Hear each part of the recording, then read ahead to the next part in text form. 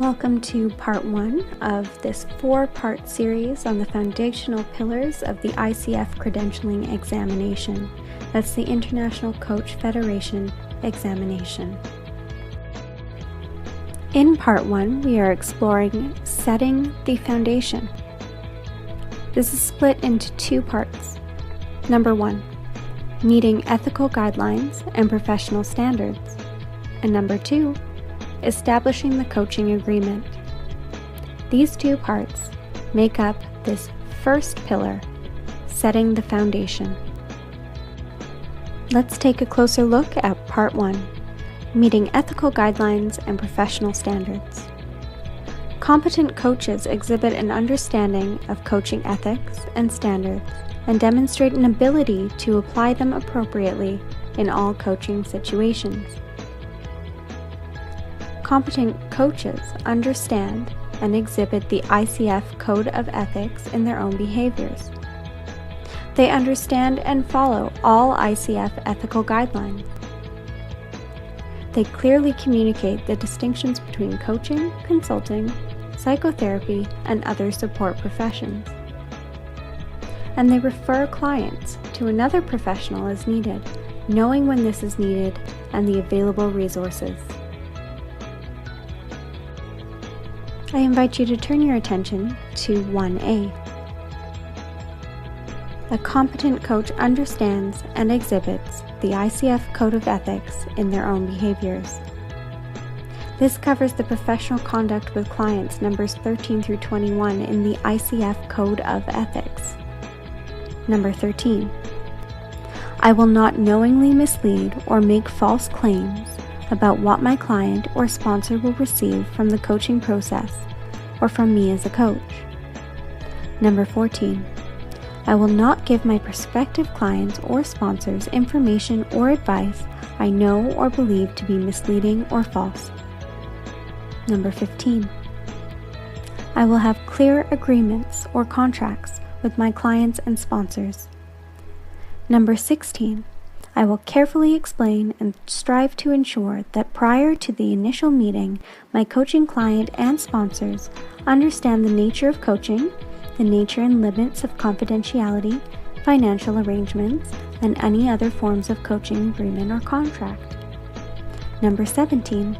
I will be responsible for setting clear, appropriate, and culturally sensitive boundaries that govern any physical contact I might have with my clients or sponsors. Number 18. I will not become sexually intimate with any of my current clients or sponsors. Number 19. I will respect the client's right to terminate the coaching relationship at any point in the process, subject to the provisions of the agreement or contract. I will be alert to indications that the client is no longer benefiting from our coaching relationship. Number 20.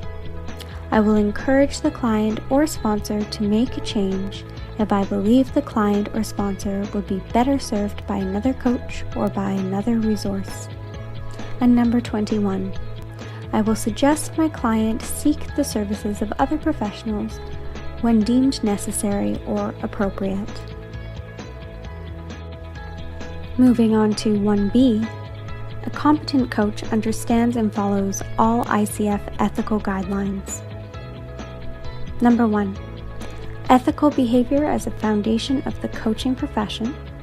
Number 2. Continue learning in the field of coaching as required. Number 3. Search for continued self-awareness, self-monitoring, and self-improvement. Number 4. Acting and being an ethical individual in all professional interactions. Number 5. Full accountability for the responsibility undertaken as an ICF member and coach. Number 6. Complete engagement and commitment to the coaching profession, setting an example both to the profession overall and to the community at large. Coaching as a way of life. Number 7. Uphold the highest standards in a manner that reflects positively on the coaching profession. Number 8. Be fully present in each and every interaction in which we engage. Number 9. recognize and abide by all applicable laws and regulations of each country, municipality, and local governing body. Number 10, provide a safe space for trainers, service providers, coaches, and coaches in training to learn, excel ethically, and strive to become professional coaches of the highest caliber. And number 11, embrace diversity and inclusion and value the richness of our global stakeholders. Moving forward once again to 1C, a competent coach clearly communicates the distinctions between coaching, consulting, psychotherapy, and other support professions. In this section, we explore what is coaching, and then what it is not. What is coaching? The ICF defines coaching as partnering with clients in a thought-provoking and creative process that inspires them to maximize their personal and professional potential. Erickson International defines coaching as a creative partnership with your client, focusing on designing and implementing specific, meaningful changes in your client's personal and/or professional life. Coaching is solution-focused, moving clients towards their desired future outcomes instead of concentrating on past experiences or reasons for present dissatisfaction. Coaching is systemic, understanding the holistic nature of clients, seeing how positive change can fit into the bigger picture. Coaching is client-centered, trusting the client's inner resources and skills, respecting their agenda and future outcomes. Coaching is an advice-free zone. Coaching is action-oriented, pursuing change in specific, inspired steps that lead to fundamental shifts in attitude, behavior, and habit formation. What coaching is not. Coaching is not counseling or therapy. Counseling and therapy often look into the past in order to discover, heal, and understand. Coaching seeks to improve your life from where you stand today. It looks into the future, forwarding all aspects of the client's life to extraordinary. The starting point is the client's desire for personal and professional growth. Coaching is not how you came to be who you are. It's about getting you from where you are now to a future that you want. Coaching is not consulting. A consultant is an expert who dispenses advice and has answers. The consultant holds the agenda, imparts knowledge, and offers suggestions to improve effectiveness and increase success. Coaching sees the client as a creative, capable, intelligent, and as having answers within themselves or the resources to finding them. Coaches act on the premise that the definitive expert regarding your life and work is you. Coaching is not mentoring. A mentor often has many more years of experience than the person being supported. Mentoring is akin to role modeling, where the client sees attributes, qualities, or abilities in the mentor that he or she would like to learn or emulate. Coaching is a partnership of two equals, which focuses on the unique and intrinsic qualities already within the client that may not be recognized or appreciated. The coach helps the client affirm and embrace their own true self. And 1D. Competent coaches refer clients to another professional as needed, knowing when this is needed and the available resources. A competent coach will know when a client may be better served or in need of additional support from other professionals. A list of available resources that fall under the categories of counseling, therapy, consulting, and mentoring is advised. In meeting ethical guidelines and professional standards, a competent coach demonstrates knowledge of the coaching conversation that is focused in inquiry and exploration. The conversation is based on present and future issues, and the coach is confident to suggest or refer the client to another support professional as needed.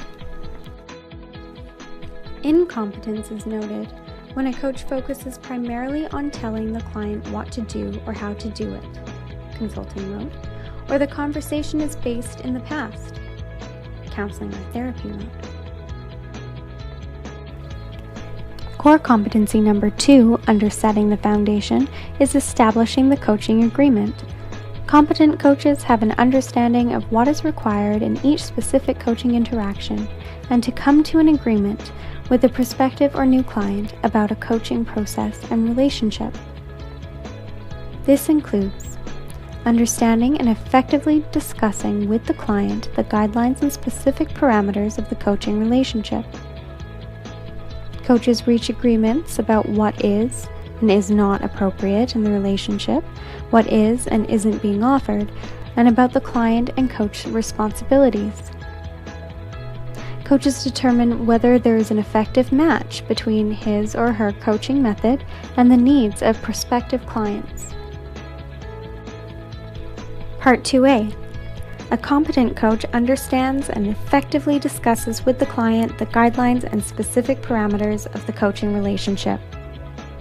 In this discussion, they cover A. Logistics, where and how sessions and payment will take place. B. Fees, compensation for services rendered. C. Scheduling, the length, number, and frequency of sessions. And D. Any others that may be applicable. Part B of reaching an agreement is all about what is and isn't appropriate in the relationship, what is and isn't offered, and about the client and coach responsibilities. Under what is and isn't appropriate, things to consider are boundaries, the fact that goals may change, and that coaches will request permission to take notes, challenge clients, reflect what is demonstrated, provide homework, etc. Under what is and isn't offered, we explore the structure of a session or package. And under the client and coach responsibilities, we explore the client responsibilities, such as showing up with the willingness to do the work, and coaches' responsibilities, such as keeping commitments to checking in at certain times. These roles are defined in partnership between the coach and the client, and may vary greatly from person to person. Under 2C of developing a coaching agreement, competent coaches determine whether there's an effective match between his or her coaching method and the needs of prospective clients. This can be split into 2 parts. A. Examining the coaching philosophy up against the client expectations. The coach presents their coaching philosophy and the client expresses their expectations for the sessions. And B. Exploring the delivery method versus client needs. Clients access information in different ways. They may also have some time constraints. This can contribute to a need for coaching to be delivered in a certain way. Options for delivery include phone, email, in person, or a combination of methods. Competent coaches ask the client what they want to work on. The coach attends to that agenda throughout the coaching sessions. Incompetence is noted when a coach chooses the topic of the session for the client. The coach does not focus on the topic the client has selected. This concludes Setting the Foundation, Part 1 of the 4-part series of ICF Core Competencies.